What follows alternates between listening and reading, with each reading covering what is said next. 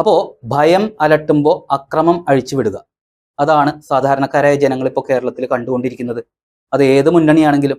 പക്ഷെ ഭയത്തിന്റെ പ്രതിഫലനങ്ങൾ എന്ന് പറയുന്നത് മറ്റ് പല രീതികളിലും നമുക്ക് കാണാം. പക്ഷെ അത് സോഷ്യൽ മീഡിയയിലും മെയിൻ സ്ട്രീം മീഡിയകളിലും ചർച്ചയാവാറില്ല. ആ അവഗണന പലപ്പോഴും രാഷ്ട്രീയ പാർട്ടികളെ സഹായിക്കാറുമുണ്ട്. അതാണ് ഇന്ന് നമ്മൾ ചർച്ച ചെയ്യുന്നത്.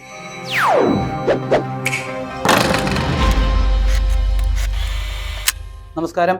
അപ്പോൾ വിഷയം നിങ്ങൾ കേട്ടല്ലോ. അതിന് പെട്ടെന്ന് നിങ്ങൾക്ക് കണക്ട് ചെയ്യാൻ പറ്റുന്ന ഒരു സംഭവം ഞാൻ പറയാം. അതായത് മറിയക്കുട്ടി ചേട്ടത്തിക്ക് വന്ന 20 ലക്ഷം രൂപയുടെ ഓഫർ. ഇനി ഞാൻ പറയാൻ പോകുന്നത് കമ്മ്യൂണിസ്റ്റുകാരുടെ ഭയത്തെക്കുറിച്ച് മാത്രമാണെന്ന് തെറ്റിദ്ധരിക്കേണ്ട. അതിൽ BJPയും കോൺഗ്രസും എല്ലാം ഉൾപ്പെടുന്നുണ്ട്. ഇപ്പോൾ BJP കേന്ദ്ര നേതൃത്വത്തിന്റെ നടപടികളിൽ ഏറ്റവും കൂടുതൽ വേവലാതി കേരളത്തിലെ BJP നേതാക്കൾക്കാണ് എന്നുള്ളതാണ് സത്യം.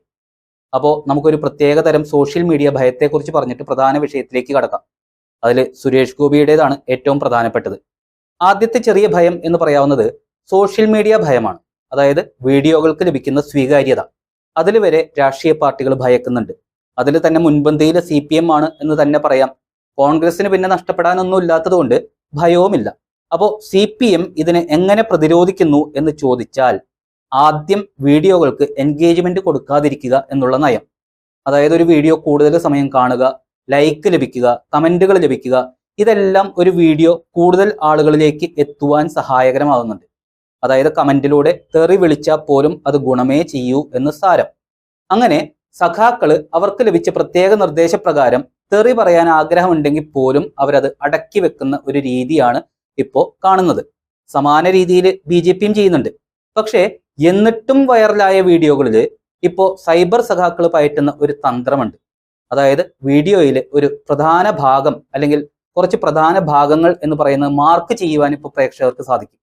ആ മാർക്കിങ്ങിൽ വേറൊരു പ്രേക്ഷകൻ ക്ലിക്ക് ചെയ്താൽ നേരെ ജമ്പ് ചെയ്ത് വീഡിയോയിലെ ആ പ്രസക്ത ഭാഗത്തിലേക്ക് പോകും.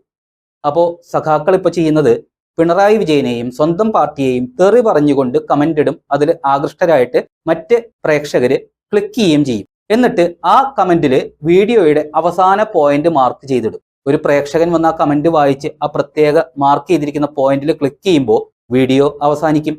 അപ്പോൾ നിങ്ങൾ ചോദിക്കും വീണ്ടും ആ വീഡിയോ എടുത്ത് കണ്ടാൽ പോരേന്ന്. പക്ഷെ സാധാരണക്കാരൊരിക്കലും ഒരു പ്രത്യേക ചാനൽ എടുത്ത് കാണുകയോ അല്ലെങ്കിൽ കണ്ട വീഡിയോ വീണ്ടും എടുത്ത് കാണാനുള്ള അറിവോ അവർക്കില്ല എന്നുള്ളതാണ് സത്യം. അവർ കാണുന്നത് അവർക്ക് സജഷനായിട്ട് ലഭിക്കുന്ന വീഡിയോകളാണ്. ഇടതുപക്ഷം സാധാരണക്കാരെയാണല്ലോ ഈ പറ്റിച്ച് ജീവിക്കുന്നത്. ഞാൻ ഈ പറഞ്ഞത് ചെയ്യുന്നതിനായിട്ട് പ്രത്യേക ടീമിനെ തന്നെ അവർ നിയമിച്ചു കഴിഞ്ഞു എന്നതാണ് സത്യം. അപ്പോൾ അതിൽ നിന്ന് മനസ്സിലാക്കേണ്ടത് സഖാക്കൾ സോഷ്യൽ മീഡിയയെ വരെ ഭയന്ന് തുടങ്ങിയിരിക്കുന്നു എന്നുള്ളതാണ്. ഇനി അടുത്തതാണ് നേതാക്കളുടെ കുത്തൊഴുക്ക് എന്ന് പറയാവുന്നത്. അത് ഇടതുപക്ഷത്തിനും കോൺഗ്രസിനും BJPക്കും ഒരുപോലെ ഭയമുണ്ടാക്കുന്നുണ്ട്. ആദ്യം നമുക്ക് ഇടതുപക്ഷ ഭയത്തെക്കുറിച്ച് തന്നെ പറയാം. വിഷയം സുരേഷ് ഗോപി തന്നെ, മാധ്യമപ്രവർത്തകയുമായിട്ടുള്ള വിഷയം. നവകേരള സദസ്സ് നടക്കുമ്പോൾ ഭയം കാരണം കുറ്റപത്രം സമർപ്പിക്കാതെ അത് പിടിച്ചു വെച്ചു.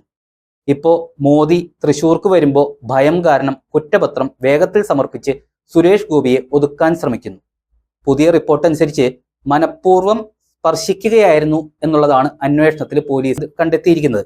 ഇതിന്റെ അടിസ്ഥാനത്തിൽ 354 എന്ന് പറയുന്ന ഗുരുതരമായിട്ടുള്ള വകുപ്പ് മുഴുവനായും ഉൾപ്പെടുത്തിയതായിട്ടാണ് റിപ്പോർട്ടുകൾ പുറത്തേക്ക് വരുന്നത്. അതായത് നേരത്തെ കുറച്ച് വകുപ്പുകൾ മാത്രമാണ് ഉൾപ്പെടുത്തിയിരുന്നത്. അത് ഇപ്പൊ 354 എന്ന് പറയുന്ന വകുപ്പ് മുഴുവനായും ഏർപ്പെടുത്തിയിരിക്കുന്നു.